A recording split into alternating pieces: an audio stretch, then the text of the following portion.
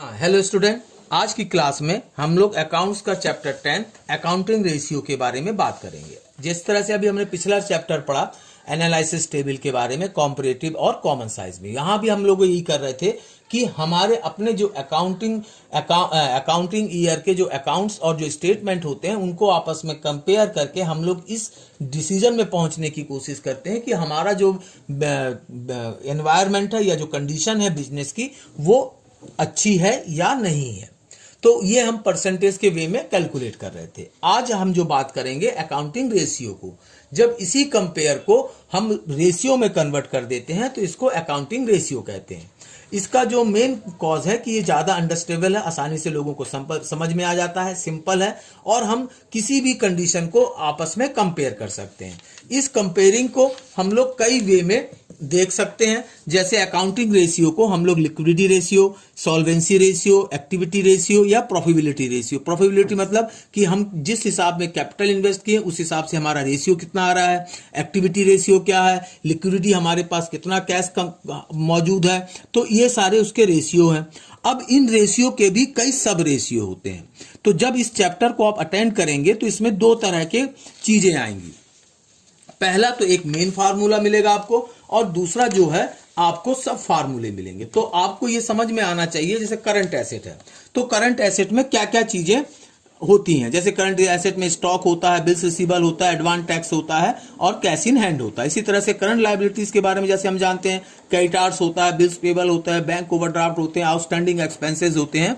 तो ये इसके सब फार्मूले हैं। तो जब आप क्वेश्चन को सॉल्व करेंगे तो शुरू के 2 पेज में आप इसको डिवाइड कर देंगे मेन फार्मूला एंड सब फार्मूले में।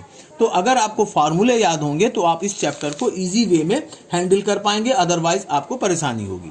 तो जैसे फर्स्ट जो क्वेश्चन में पिक कर रहा हूं उसमें जैसे दिया गया है, the following particulars you are required calculate the current ratio. तो करंट रेशियो का मतलब होता है current asset oblique current liabilities. तो करंट रेशियो का जो फार्मूला होता है, current asset is equal to current asset oblique current liabilities. तो ये आपका मेन फार्मूला है। अब ये कुछ क्वेश्चनों में ये इंफॉर्मेशन आपको डायरेक्टली मिल जाएगा और कुछ क्वेश्चनों में ये इंफॉर्मेशन आपको क्वेश्चन को पढ़कर उनमें कन्वर्ट करना है। जैसे इसी क्वेश्चन में आपको जैसे इंफॉर्मेशन दिया गया stock, debtors, bills receivable, advance tax, cash in hand, creditors, bills payable and bank overdraft, मगर यहाँ पे current asset and current liabilities कहीं इंटीमेशन नहीं है कितना है। तो आपको सबसे पहले क्या करना पड़ेगा, ये सब फार्मूले यूटिलाइज करना है और यूटिलाइज करने के बाद उनको करंट एसेट और करंट लायबिलिटीज में कन्वर्ट करना है। आफ्टर देन इस इंफॉर्मेशन को आपको मेन फार्मूले में पुट कर देना है। जब मेन फार्मूले को जब हम सॉल्व करेंगे तो हमारा वो रेशियो में कन्वर्ट हो जाएगा।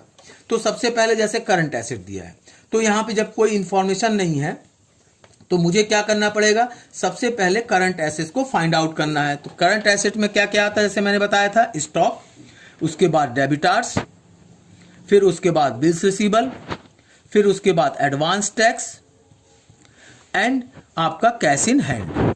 तो ये इंफॉर्मेशन आपको बुक में मिल जाएगी। जैसे स्टॉक कितने का है, 50,000 का है। फिर आपके डेबिटर्स कितने के हैं, 40,000 के हैं। फिर आपके बिल्स रिसीवेबल कितने के हैं, 10,000 के हैं। फिर एडवांस टैक्स कितना है आपका, 4,000 का है। और कैश इन हैंड आपके पास 30,000 का है। अब इनको मैं सम करूंगा तो कितना आ जाएगा, 1,34,000। तो ये आपका करंट एसेट में कन्वर्ट हो गया। अब इसके बाद मैं करंट लायबिलिटीज को निकाल लूंगा। करंट लायबिलिटीज का एज पर दिस क्वेश्चन जो चीजें दी गई है, क्रेडिटर है, फिर आपका बिल्स पेबल है, फिर उसके बाद बैंक ओवरड्राफ्ट है आपके पास। तो ये चीजें इनकी वैल्यू पुट कर दो। तो क्रेडिटर मेरे कितने के हैं, 60,000 के हैं। फिर बिल्स पेबल कितने हैं, 40,000 के हैं।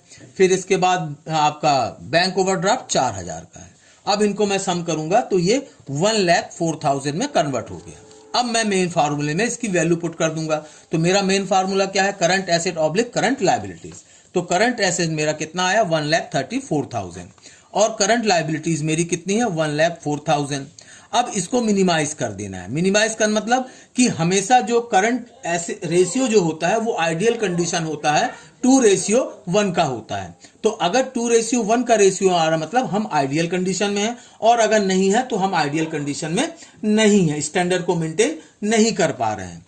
अब मैं जो है 134 डिवाइडेड बाई 104 करूंगा तो मेरा आ जाएगा 1.29 रेशियो 1। अब ये कैसे आएगा कि 104 डिवाइडेड बाई 134, तो इसका जो आंसर आएगा 1.29, और चूंकि 104 से मैं डिवाइड कर रहा हूं तो उसके लिए 1 रेशियो मेंशन होगा, यानी डिनोमिनेटर के लिए ऑलवेज 1 आएगा और नमनेटर का जो आंसर आएगा उसकी जगह उसको रिप्लेस करेंगे।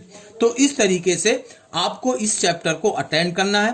सारे फार्मूले बेस्ड क्वेश्चन है। आपको हमेशा जब इस चैप्टर को शुरू करने से पहले मेन फार्मूले और सब फार्मूले को अलग अलग कर लेना है, उनको लर्न करना है और एज पर क्वेश्चन के हिसाब से उसको यूटिलाइज करना है।